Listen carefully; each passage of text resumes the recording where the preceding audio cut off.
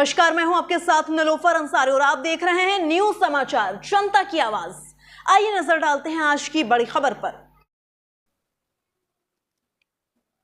पर्यटन विभाग के 7 प्रस्ताव हुए पास किए गए। शाकुंभरी देवी मंदिर के पास निःशुल्क भूमि पर्यटन विभाग को आवंटित किए जाने का प्रस्ताव हुआ पास। अमेठी, बुलंदशहर, बाराबंकी, सीतापुर में राही पर्यटन गृह लीजन पर दिए गए जाने का प्रस्ताव हुआ पास। कैबिनेट में 3 बड़े शहरों के सीमा विस्तार पर कैबिनेट की मुहर लगी। वाराणसी विकास प्राधिकरण में शामिल होंगे कई गाँव। गोरखपुर विकास प्राधिकरण में कई गाँव शामिल होंगे। प्रयागराज विकास प्राधिकरण में भी कई गाँव जुड़ेंगे। अयोध्या में टाटा सन्स द्वारा 650 करोड़ की लागत से मंदिर संग्रहालय बनाया जाएगा। 100 करोड़ का अन्य विकास कार्य किया जाएगा, जिसमें पर्यटन विभाग 1 रुपए के लीज पर जमीन उपलब्ध कराएगा। शाकंभरी देवी धाम की बड़ी जमीन पर पर्यटन विकास विभाग कराएगा।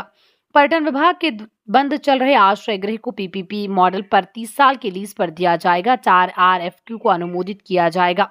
जनपद लखनऊ, प्रयागराज और कपिलवस्तु में पीपीपी मॉडल पर हेलीपोर्ट बनाया जाएगा। प्राचीन धरोहर को पीपीपी मॉडल पर रीयूज करने का प्रस्ताव हुआ पास। मुख्यमंत्री टूरिज्म फेलोशिप का प्रस्ताव कैबिनेट में हुआ पास। मुख्यमंत्री फेलोशिप योजना, जिसमें अभ्यर्थियों को टैबलेट उपलब्ध कराया जाएगा। विद्युत निरीक्षक के लिए भारत सरकार ने इलेक्ट्रिसिटी एक्ट बनाया। उसी के क्रम में राज्य सरकार ने भी नियमावली बनाने के प्रस्ताव को पास किया। गोरखपुर में परमहंस योगानंद की जन्मस्थली को पर्यटन स्थल के रूप में विकसित किया जाएगा। इसके लिए पर्यटन विभाग को मुफ्त जमीन दी जाएगी। नगर विकास नगर निगम की धारा 1959 के आधार को नगर पालिका और नगर परिषद में भी इनैक्ट करने के साथ नियमावली बनाए जाने का प्रस्ताव हुआ पास। अयोध्या कैंट एरिया में 351 करोड़ 40 लाख से सीवेज योजना बनाए जाने का प्रस्ताव हुआ पास।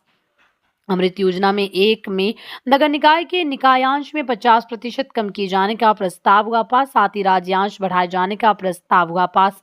अमृत योजना 2 में नगर निकाय के निकायांश में कम किए जाने का प्रस्ताव हुआ पास। 11 यूनिट को जो निष्क्रिय हो रही थी, उनकी 871 एकड़ भूमि के एवज में 117 करोड़ 19 लाख में सेटलमेंट किए जाने का प्रस्ताव हुआ पास।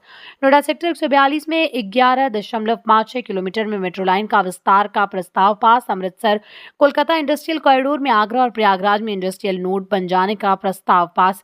28 मार्च 2005 से पहले नौकरियों के विज्ञापन की नौकरी वालों को पुरानी पेंशन लेने के ऑप्शन का प्रस्ताव पास। पीजीआई में group A, group B paramedical officers को एम्स के सामान्य पेशेंट केयर भत्ता दिए जाने का प्रस्ताव पास।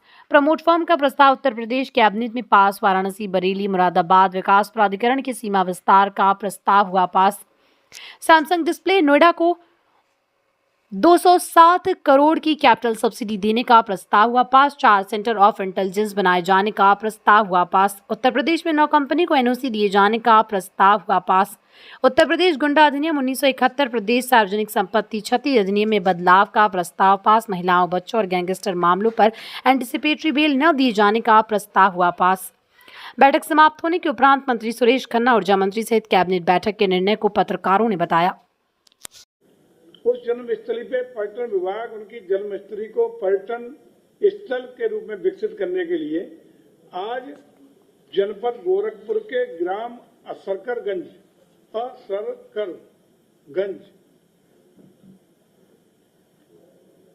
के घाटा संख्या 82 के मकानात में 460 वर्ग मीटर भूमि जो बंजर भूमि है गांव सभा की, उसको निःशुल्क पर्यटन विभाग को मंत्री परिषद के द्वारा देने का निर्णय लिया गया है।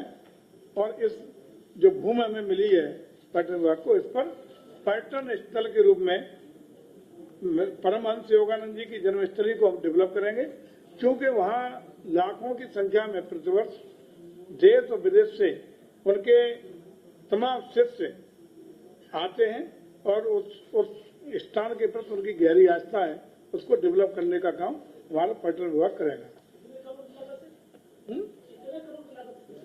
अरे वो तो प्रोजेक्ट हम बनाएंगे ना। वो जमीन आज मिली है, आज जमीन हमें दी गई है माननीय मध्य प्रदेश के अनुमोदन से।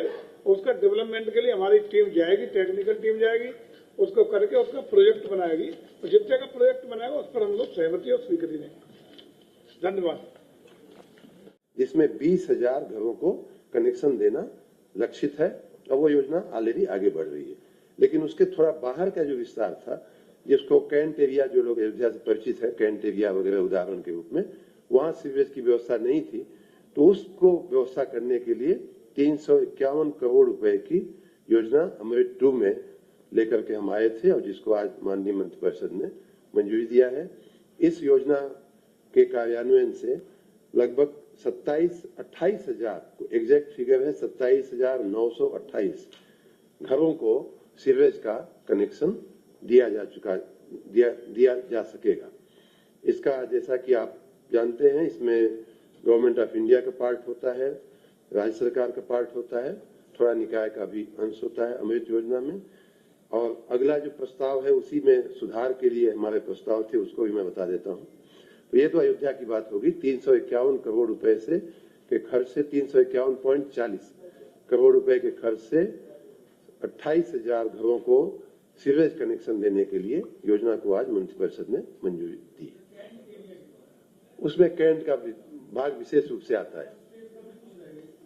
फर्स्ट फेज का हम सब जानते हैं कि बड़े पैमाने पर जो हमारा इन्वेस्टमेंट समिट हुआ था तो उसमें MOU हुए थे। हमारे सामने सबसे बड़ी चुनौती थी कि हम उनके लिए लैंड उपलब्ध कराएं। तो उसी श्रृंखला में कई प्रयास सरकार के द्वारा किए गए हैं। खास तौर से तो उन्हीं प्रयासों का आज माननीय मंत्रिपरिषद के द्वारा अनुमोदन किया गया। ये खास तौर से जिन लोगों की यूनिट्स किसी न किसी रूप में सिक हो गई या यूनिट बंद हो गई, उनके ऊपर कर्जा था बैंक और फाइनेंशियल इंस्टीट्यूशंस का, ऐसे लगभग 871.85 एकड़ भूमि जो हमको मिलेगी, इसके बदले में हमको 117 करोड़ 19 लाख रुपए का हमने वन टाइम सेटलमेंट करके भुगतान करने का सहमति दी है, जिस पर आज मंत्रिपरिषद के द्वारा सहमति दी गई। 117 करोड़ 19 लाख जो यूनिट्स ऐसी हैं कि जो चल नहीं सकती, वन टाइम सेटलमेंट के